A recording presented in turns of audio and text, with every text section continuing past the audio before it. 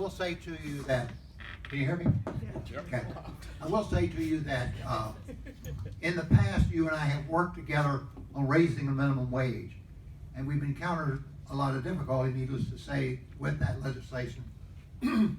Various forms that have been introduced, for example, the bill that I introduced would have trued up the minimum wage with the rates raising inflation over time.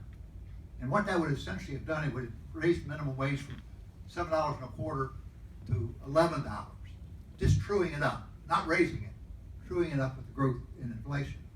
And then I had a series of steps where it would eventually get to $15. And I thought that was as reasonable and as moderate a way you could go about raising the minimum wage, but we were unsuccessful. When I presented my bill, there were about 12 chambers of commerce that stood behind me to wait for me to finish my presentation so they could tell the legislators why they opposed to it. So it's not been a popular piece of legislation and one that we're going to continue to struggle with. But some people who've looked at the issue of poverty and how it is that we can help people who have limited income, some have decided, and I have worked on the last couple of years, an earned income tax credit bill. Virginia has an earned income tax credit, as of course the federal government has one. What's different in Virginia is that you can keep more of what you earn, but if you're not making any earning, you don't have any way to get additional refundability from the current bill in Virginia, as is the case in about, I think, 20 or so states.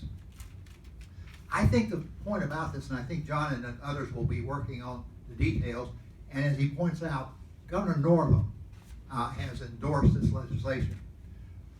It has been difficult over the years to get people to quite understand exactly how this works, but the simple view of how it works is simply that if you are poor and you work, you'll get to keep more of the money you make, because you know poor people pay taxes too.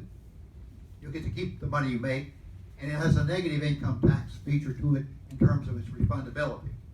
But the thing being about it is that as we approach going forward in terms of how to raise the level of income for poor people in Virginia, I would suggest to you pay attention to, follow the governor's lead, as I will be doing also, to look at how we could get in place a refundable earned income tax credit, because we currently have an earned income tax credit on the books in Virginia. So the biggest argument for it is,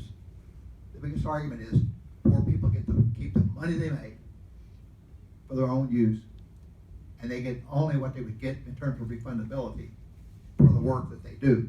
So it's not a handout, not a giveaway.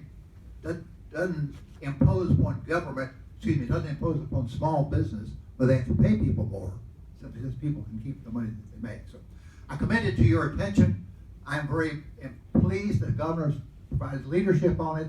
I think that he'll help to raise the visibility of it, as well as an understanding of it. And with his backing, maybe we can make some progress up this year. We're certainly going to give it a big try. Thank you.